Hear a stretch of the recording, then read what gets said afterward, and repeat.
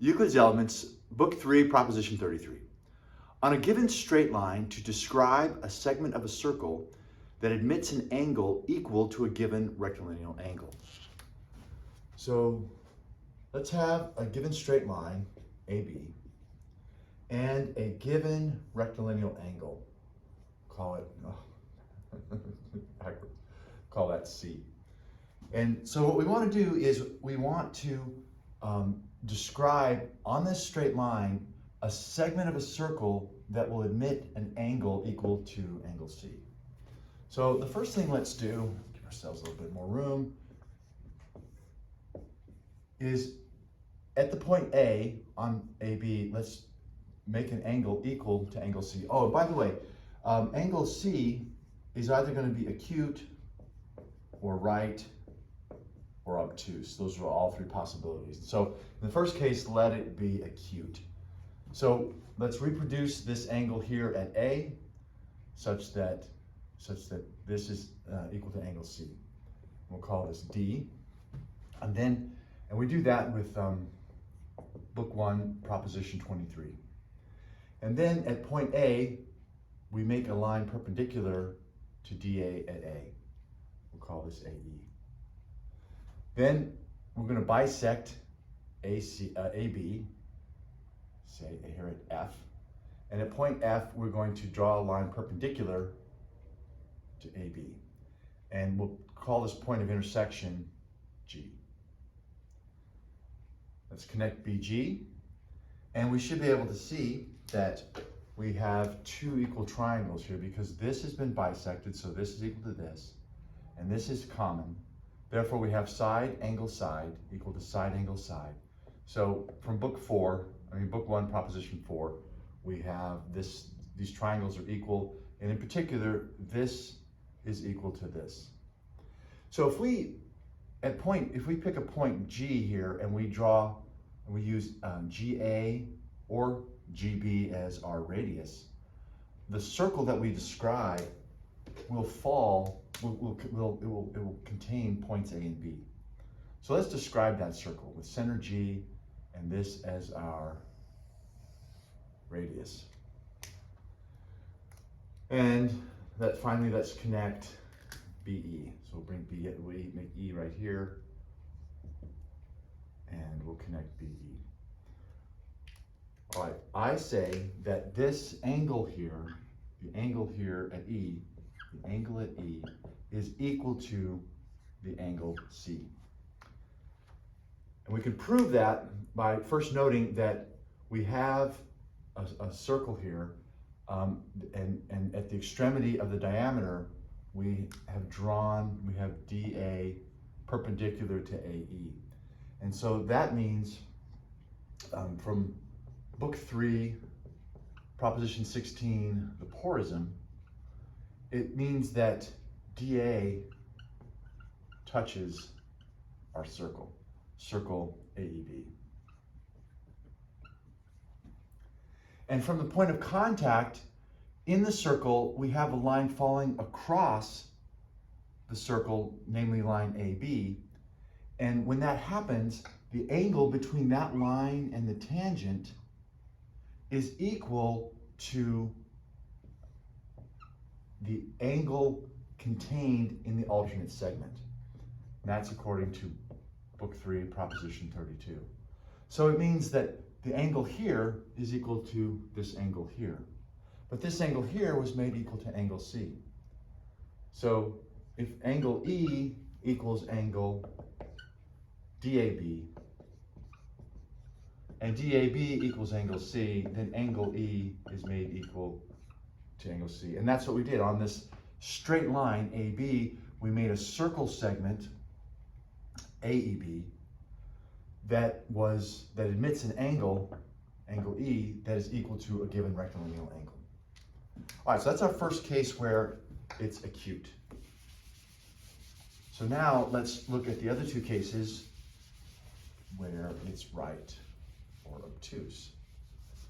So now in our second case, let us have a right angle. So C is a right angle. Again, we have straight line AB, and we want to describe a circle segment on AB that admits an angle equal to angle C. So as before, we'll reproduce this angle C, we're going to reproduce here at B, again using prop 23. Then we're going to bisect AB at, let's say, E. So this is going to equal this. And thus it's manifest that if we use E as a center and either EA or EB as a radius, the circle described will go through point A and also point B. And it's a little lopsided here. We should see that we have two semicircles. So if we, anywhere in this semicircle, if we admit an angle, I'm going to say that this angle here is going to be equal to the angle at C. And we can prove this by remembering from book 3, prop 31, that the angle in a semicircle, so this angle here, the angle here at F, the angle at F is in a semicircle, and therefore it is a right angle according to book 3, proposition 31. The angle in a semicircle is right.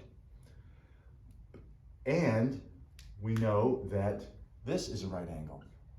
So F is a right angle, and C is a right angle, and therefore we have described on straight line AB a circle segment, namely this semicircle AFB, that admits an angle that's right angle that's equal to our right angle C. So this is equal to angle C, therefore angle F is equal to angle C, and it was described on a semicircle on our straight line AB. So that's the second situation. And our third situation will be with an obtuse angle. So let C be an obtuse angle this time, like this. And again, we're going to have our straight line AB, and we want to describe on AB a segment of a circle that admits an angle equal to angle C. So as we did before, we're going to reproduce angle C at A. We'll call this A, so let's see. So we'll call, this is an angle C. We'll reproduce angle C right here.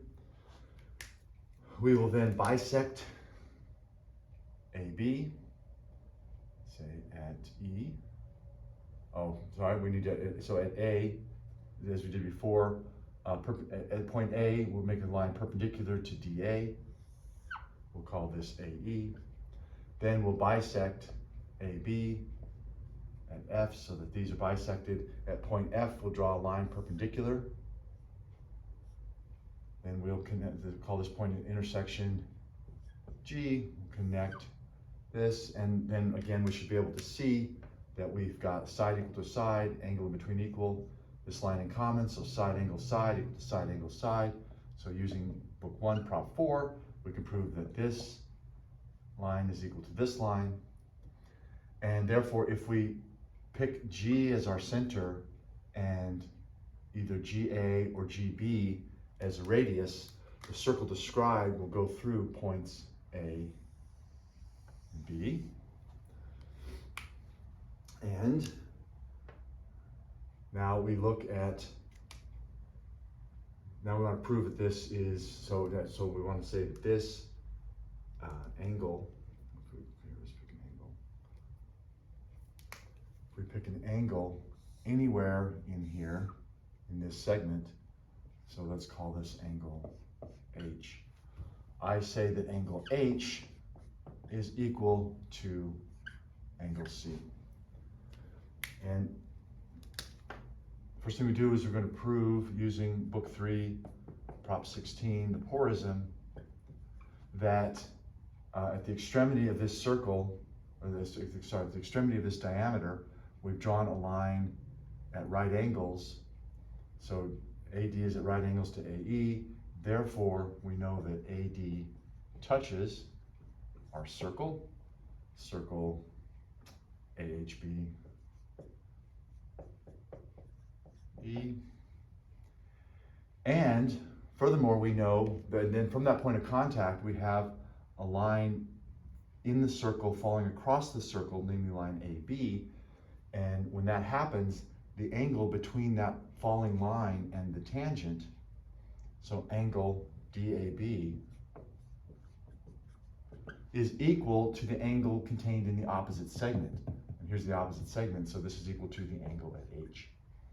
But the angle at DAB was made equal to angle C, therefore angle C equals angle H. Therefore, we have on our straight line AB, we have constructed a circle segment AHB that contains an angle, namely the angle at H, that's equal to a given rectilinear angle. And since we've done that for all three cases, we can now conclude our construction proof with QEF.